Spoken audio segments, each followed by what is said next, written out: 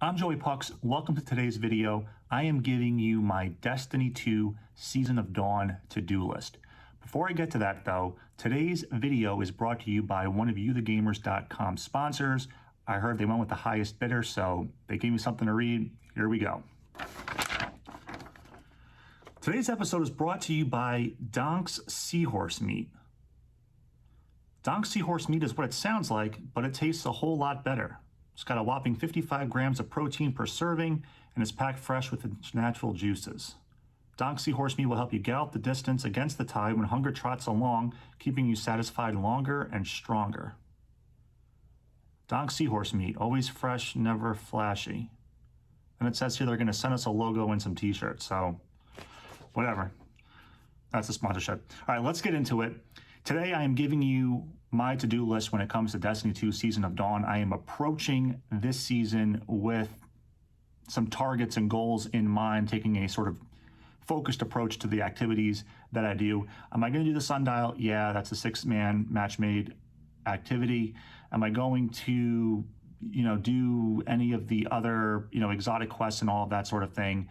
Obviously, yes, but I'm trying to take a targeted approach with respect to some other content.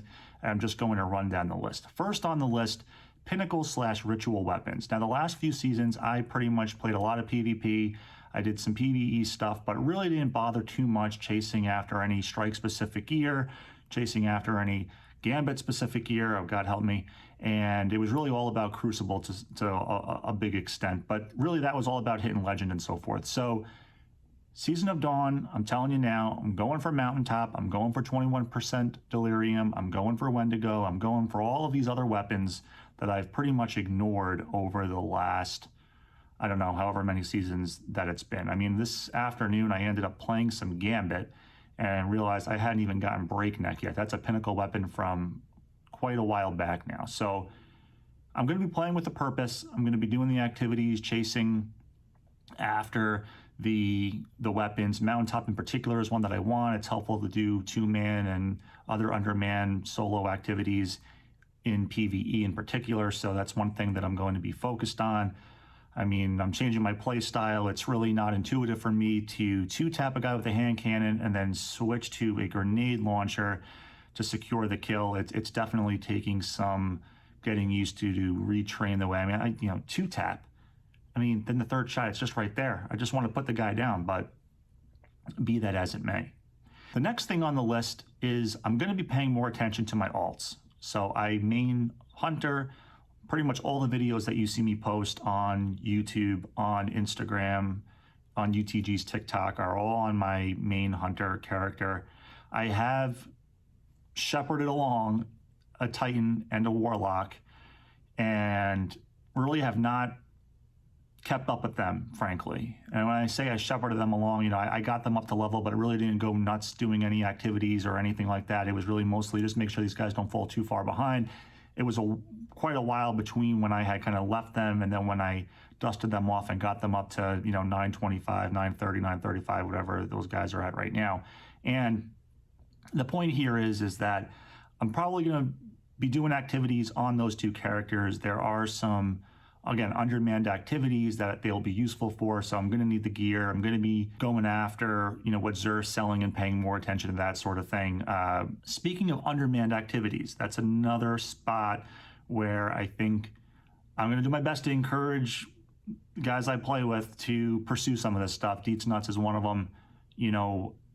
I enjoy undermanning activities. I enjoy soloing activities to the extent that those things are possible in the game. I like pushing the envelope. We've done some cool undermanned activities over the last few years, both in Destiny 1 and in Destiny 2. This is this season where, you've got Sundial coming in. I mentioned that earlier.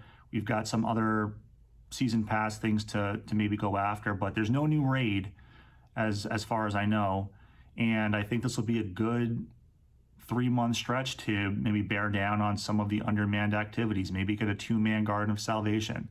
Maybe get some 2-man stuff done in Leviathan. Maybe get some 2-man Crown of Sorrow stuff. And really try to push the envelope. That's something that happened in D1 when folks weren't playing the game, when there was a drought in content. One of the things that Deets Nuts and I in particular did was 2-man a bunch of raid activities. So I could see myself going after that here in Season of the Dawn as well. So I think those goals, those objectives to guide me through Season of Dawn will be helpful. I will do the Season of Dawn activities. I'm confident in that. But I think trying to take a targeted approach to the other activities and objectives for the next 90 or so days of Destiny 2 will be a good thing.